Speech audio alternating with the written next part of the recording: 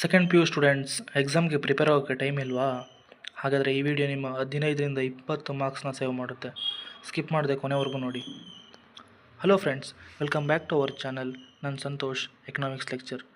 ಈ ವಿಡಿಯೋದಲ್ಲಿ Karnataka board second P U C economics blueprint based important ಕ್ವಶನ್ಸ್ನ ಕ್ಲಿಯರಾಗಿ ಎಕ್ಸ್ಪ್ಲೇನ್ ಮಾಡ್ತೀನಿ.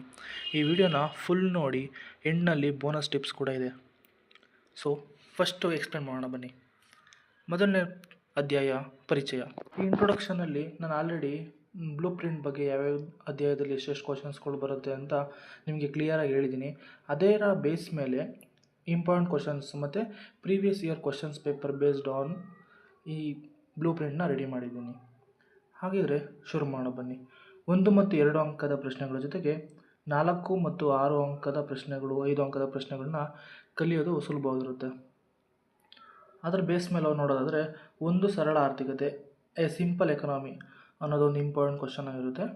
ಹಾಗೆ ಆರ್ಥಿಕತೆಯ ಕೇಂದ್ರೀಯ ಸಮಸ್ಯೆಗಳು, central problem of an economy, ಅಂದರೆ what to produce, how to produce, for whom to produce ಅನ್ನೋಂಥ ಇಂಪಾರ್ಟೆಂಟ್ ಕ್ವಶನ್ ಆಗಿರುತ್ತೆ. ಮತ್ತು ಕೇಂದ್ರೀಯ ಯೋಜಿತ ಆರ್ಥಿಕತೆ, ದ ಸೆಂಟ್ರಲ್ ಪ್ಲ್ಯಾನ್ಡ್ ಎಕನಾಮಿ. ಮಾರುಕಟ್ಟೆಯ ಆರ್ಥಿಕತೆ, ದ ಮಾರ್ಕೆಟ್ ಎಕನಾಮಿ ಅನ್ನೋದು ಇಂಪಾರ್ಟೆಂಟ್ ಕ್ವಶನ್ ಆಗಿರುತ್ತೆ. ಮತ್ತು ಉತ್ಪಾದನಾ ಸಾಧ್ಯತಾ ಗಡಿ, ಪ್ರೊಡಕ್ಷನ್ ಪಾಸಿಬಿಲಿಟಿ ಫ್ರಂಟೈರ್. ಇದಿಷ್ಟು 5 ಕ್ವಶನ್ಸ್ಗಳು ಇಂಪಾರ್ಟೆಂಟ್ ಕ್ವಶನ್ಸ್ ಆಗಿರುತ್ತೆ. ಅಧ್ಯಾಯ 2, ಅನುಭೋಗ್ಯ ವರ್ತನೆಯ ಸಿದ್ಧಾಂತ. ಮೊದಲನೇ ಕ್ವಶನ್, ಒಟ್ಟು ಉಪಯೋಗ ಮತ್ತು ಸೀಮಿತ ಉಪಯೋಗ, total utility and marginal utility. ಎರಡನೇ ಕ್ವಶನು, ಸೀಮಿತ ಉಪಯೋಗ ಕಡಿಮೆಯಾಗುವ ನಿಯಮ, the law of diminishing marginal utility. ಇದು ತುಂಬ ಇಂಪಾರ್ಟೆಂಟ್ ಕ್ವಶನ್ ಆಗಿರುತ್ತೆ. ಹಾಗೆ ನಿರಪೇಕ್ಷ ನಕ್ಷೆ, ಇಂಡಿಫರೆನ್ಸ್ ಕರ್ವ್, ನಿರಪೇಕ್ಷ ವಕ್ರರೇಖೆಗಳ ಲಕ್ಷಣಗಳು, ಫೀಚರ್ಸ್ ಆಫ್ ಇಂಡಿಫರೆನ್ಸ್ ಕರ್ವ್. ಇವೆರಡರಲ್ಲಿ ಯಾವುದರ ಒಂದು ಇಂಪಾರ್ಟೆಂಟ್ ಆಗಿರುತ್ತೆ. ಇವೆರಡರಲ್ಲಿ ಯಾವುದರ ಒಂದು ಕ್ವಶನ್ ಖಂಡಿತ ಎಕ್ಸಾಮಲ್ಲಿ ಕೇಳ್ತಾರೆ. ಸಾಮಾನ್ಯ ಸರಕು ಮತ್ತು ಹೀನ ಸರಕುಗಳು, normal goods and inferior goods. ಇದನ್ನು ಸಹ ಎಕ್ಸಾಮಲ್ಲಿ ಕೇಳಿದ್ದಾರೆ ಆಲ್ರೆಡಿ. ಪರ್ಯಾಯ ಮತ್ತು ಪೂರಕ ಸರಕುಗಳು, ಸಬ್ಸ್ಟಿಟ್ಯೂಟ್ ಆ್ಯಂಡ್ ಕಾಂಪ್ಲಿಮೆಂಟರಿ ಗೂಡ್ಸ್. ಉಪಭೋಕ್ತೆಯ ಅತ್ಯುತ್ತಮ ಆಯ್ಕೆ, optimal choice of the consumer. ಮಾರುಕಟ್ಟೆ ಬೇಡಿಕೆ ವಕ್ರರೇಖೆಗಳು, ಮಾರ್ಕೆಟ್ ಡಿಮ್ಯಾಂಡ್ ಕರ್ವ್. ಇದು ಸಹ important question, previous year question ಪೇಪರ್ಲಿ ಕೇಳಿದ್ದಾರೆ. ಮಾರುಕಟ್ಟೆ ಬೇಡಿಕೆಯ ಲೆಕ್ಕಾಚಾರ, calculation of market demand. Budget ರೇಖೆಯ ಮೇಲೆ ಯೋಜನಾ ಆಧಾರಿತ ಪ್ರಶ್ನೆ, project oriented questions on budget line. Next ಮುಂದಿನ ಅಧ್ಯಾಯ ನೋಡೋದಾದರೆ, ಅಧ್ಯಾಯ 3, ಉತ್ಪಾದನಾ ಮತ್ತು ವೆಚ್ಚಗಳು, ಪ್ರೊಡಕ್ಷನ್ ಆ್ಯಂಡ್ ಕಾಸ್ಟ್. ಇದರಲ್ಲಿ ಒಟ್ಟು 3 ಕ್ವಶನ್ಸ್ಗಳನ್ನ ನಾವು ನೋಡ್ಬೋದು. ಬದಲಾದ ಪ್ರಮಾಣಗಳ ನಿಯಮ, the law of variable ಪ್ರೊಪೋಸಿಷನ್.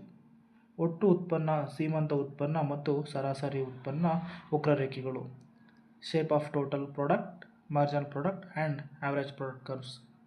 So ಇದು ತುಂಬ ಇಂಪಾರ್ಟೆಂಟ್ ಆಗಿರುತ್ತೆ ಮತ್ತು ತುಂಬ ಸಲ ರಿಪೀಟ್ ಆಗಿರೋ ಕ್ವಶನ್ಸ್ ಇದಾಗಿರುತ್ತೆ. ವಿವಿಧ ಅಲ್ಪಾವಧಿಯ ವೆಚ್ಚಗಳು, various short term cost. Next ಅಧ್ಯಾಯ 4, ಪರಿಪೂರ್ಣ ಸ್ಪರ್ಧೆಯಲ್ಲಿ ಉದ್ಯಮ ಘಟಕದ ಸಿದ್ಧಾಂತ, the theory of firm under perfect competition. ಇದರಲ್ಲಿ ಒಟ್ಟು 4 ಕ್ವಶನ್ನ ಮುಖ್ಯವಾಗಿ ನೋಡ್ತೀವಿ. ಅದರಲ್ಲಿ ಪರಿಪೂರ್ಣ ಸ್ಪರ್ಧೆಯ ಲಕ್ಷಣಗಳು, ಫೀಚರ್ಸ್ ಆಫ್ ಪರ್ಫೆಕ್ಟ್ ಕಾಂಪಿಟೇಷನ್.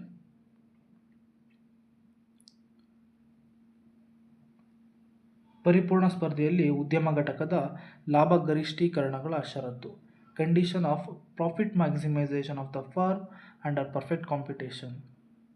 ಸ್ಥಗಿತ ಬಿಂದು, ಸಾಮಾನ್ಯ ಲಾಭ ಮತ್ತು ಸಮಮುಟ್ಟುವ ಬಿಂದು, shut down point, normal profit and break even point. ಇದು ಸಹ ಇಂಪಾರ್ಟೆಂಟ್ ಆಗಿರುತ್ತೆ. ಉದ್ಯಮ ಘಟಕದ ಪೂರೈಕೆ ವಕ್ರದ ನಿರ್ಣಾಯಕಗಳು, determination of firms supply curve. ಅಧ್ಯಾಯ 5ರಲ್ಲಿ ಮಾರುಕಟ್ಟೆಯ ಸಮತೋಲನೆ, ಮಾರ್ಕೆಟ್ ಈಕ್ವಿಲಿಬ್ರಿಯಂ. ಇದರಲ್ಲಿ ಸಹ ನಾವು ಮುಖ್ಯವಾಗಿ 5 ಕ್ವಶನ್ ನೋಡ್ತೀವಿ. ವೇಜ್ ಡಿಟರ್ಮಿನೇಷನ್, ವೇತನ ನಿರ್ಧಾರಗಳು. ಹಾಗೂ 2ನೇ ಕ್ವಶನ್ನು, ಬೇಡಿಕೆ ಮತ್ತು ಪೂರೈಕೆಯಲ್ಲಿ ಏಕಕಾಲದಲ್ಲಿ ಬದಲಾವಣೆ ಉಂಟಾದಾಗ ಸಮತೋಲನದ ಮೇಲೆ ಆಗುವ ಪರಿಣಾಮಗಳು, impact of simultaneous shift in demand and supply on equilibrium. ಮಾರುಕಟ್ಟೆ ಸಮತೋಲನದಲ್ಲಿ ಉಚಿತ ಪ್ರವೇಶ ಮತ್ತು ನಿರ್ಗಮನದ ಪರಿಣಾಮಗಳು, implication of free entry and exit of the firm on market equilibrium. ಇದು ತುಂಬ ಇಂಪಾರ್ಟೆಂಟ್ ಕ್ವಶನ್ ಆಗಿರುತ್ತೆ. ಬೆಲೆಯ ಮಿತಿ ಪ್ರೈಸ್ ಸೀಲಿಂಗ್ ಹಾಗೂ ಬೆಲೆಯ ಅಡಚಣೆ ಪ್ರೈಸ್ ಫ್ಲೋರಿಂಗ್. ಇದಿಷ್ಟು 5ನೇ ಚಾಪ್ಟರ್ನ ಇಂಪಾರ್ಟೆಂಟ್ ಕ್ವಶನ್ಸ್ ಆಗಿರುತ್ತೆ. ಲಾಸ್ಟಲ್ಲಿ ಒಂದು ಟಿಪ್ಸ್ ಹೇಳ್ತೀನಿ ಅಂತ ಹೇಳಿದ್ದೆ.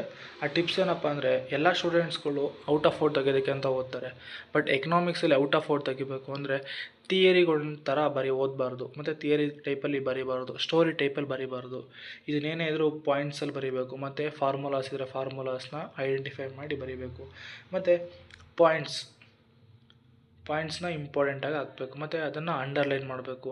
ಈ ಟೈಪಲ್ಲಿ ಬರೆಯೋದ್ರಿಂದ ನಮ್ಗೆ ತುಂಬ ಮಾರ್ಕ್ಸ್ ಬೂಸ್ಟ್ ಆಗುತ್ತೆ. ಮತ್ತು ಯಾರು ಎಕ್ಸಾಮ್ನ ಪೇಪರ್ಸ್ನ ವ್ಯಾಲ್ಯೂಯೇಷನ್ ಮಾಡ್ತಿರ್ತಾರಲ್ಲ, ಅವರು ಅದನ್ನು ಐಡೆಂಟಿಫೈ ಮಾಡ್ತಾರೆ. ಓಕೆ, ಈ ಸ್ಟೂಡೆಂಟ್ಗೆ ಏನೋ ಗೊತ್ತಿದೆ ಸ್ವಲ್ಪ, ಅದಕ್ಕೋಸ್ಕರ ಇಷ್ಟು ಪಾಯಿಂಟ್ಸ್ನ ಬರೆದಿದ್ದಾನೆ ಅಂತ ಐಡೆಂಟಿಫೈ ಮಾಡ್ತಾರೆ. ನೀವು ಯಾರೂ ಸಹ ಥಿಯರಿ ಟೈಪಲ್ಲಿ ಬರಿಬೇಡಿ, ಸ್ಟೋರಿ ಥರ ಒಂದು ಕಡೆಯಿಂದ ಎಲ್ಲೂ ನಾನ್ ಸ್ಟಾಪಾಗಿ ಬರಿಬೇಡಿ.